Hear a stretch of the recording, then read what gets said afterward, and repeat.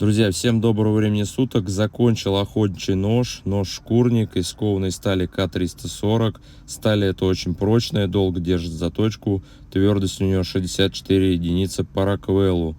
Заточен под 18 градусов на сторону. Спуски ножа от обуха в небольшую вогнутую линзу. Двойной хват у ножа есть очень удобный.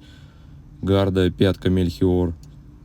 Носик чуть спущен для удобства зашкурен, но также ножом можно работать и на кухне, то есть спуски, да, позволяют. Нож рез будет без сопротивления.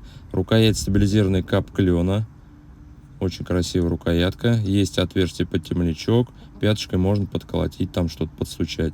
Цена ножа 9500 рублей с ножными из натуральной кожи в комплекте.